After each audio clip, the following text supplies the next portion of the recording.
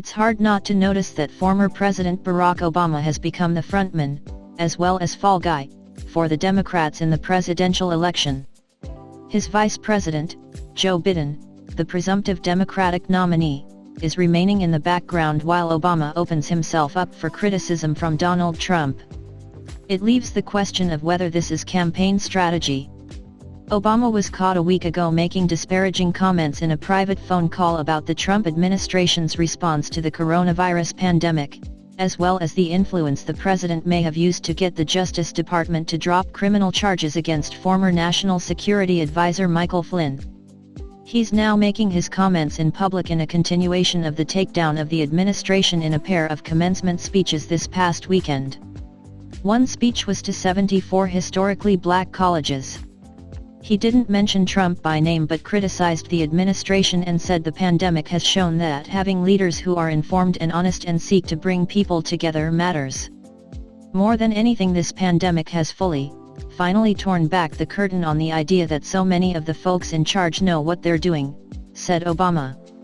A lot of them aren't even pretending to be in charge. He also delivered an address to high school graduates and said the pandemic showed that many adults lack the right answers and that they aren't even asking the right questions. Do what you think is right, he told the students.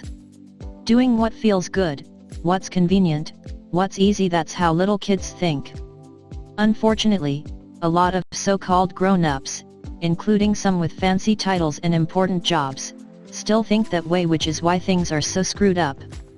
A disease like this just spotlights the underlying inequalities and extra burdens that black communities have historically had to deal with in this county, he said, mentioning the disproportionate impact of COVID-19 on black communities and also tied in the shooting death of African American Ahmaud Arbery, noting that injustice like this isn't new but that your generation has woken up to the status quo.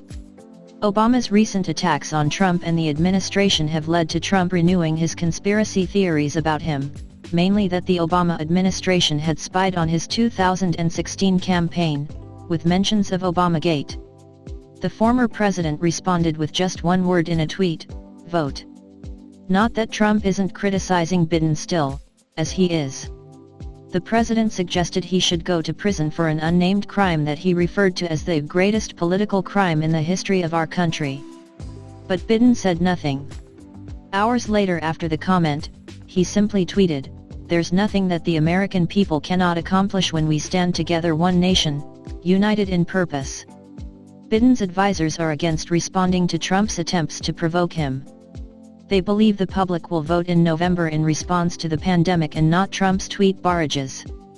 The context of this race is different than anything anyone has experienced since probably 1932, said Biden campaign senior strategist Anita Dunn.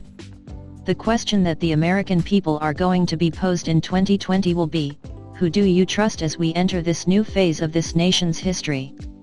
Another senior strategist, Mike Donilon, suggested the public is focused on what matters and not being dragged into side issues and manufactured issues. He thinks Trump will be facing a problem by pushing the campaign in that direction. Trump has done more than suggest the former vice president go to prison. He has also launched about $10 million in television ads in swing states. The campaign has referred to Biden as a corrupt big government socialist and attacked his record on guns and immigration, issues that matter to Trump's supporters. There are ads suggesting he's a puppet for Chinese President Xi Jinping and a photoshopped image showing the 77-year-old as an invalid in a nursing home with the caption, "Too old." Trump is just 4 years younger. Donald Trump Jr. posted an image on Instagram that depicted an alligator calling the former vice president a pedophile, an accusation that seems to come out of left field. Biden has been accused of inappropriately touching some women and sexually assaulting another, but they were not children. And that's a dangerous territory for him to enter into after his father faced even more serious sexual allegations in 2016 and beyond. Trump campaign manager Brad Parscale has tested positive messages about the president but did not have the same response as the ads that attack Biden, that have also mentioned his support for the Iran nuclear deal, NAFTA, and health insurance for undocumented immigrants, his desire to eliminate fossil fuels, his family, his Iraq war vote, and his wealth. But that's not what's making the news. The Trump campaign ploy of throwing everything against the wall to see what sticks shows nothing really does. Biden is still leading in the polls, and people aren't talking about these things. They were talking about the sexual assault allegation, but the pandemic and Obama support have made that news fall to the wayside. Additionally, Obama's attacks have brought out the Obamagate allegation from Trump. And people are talking about that much more than the attacks on Biden.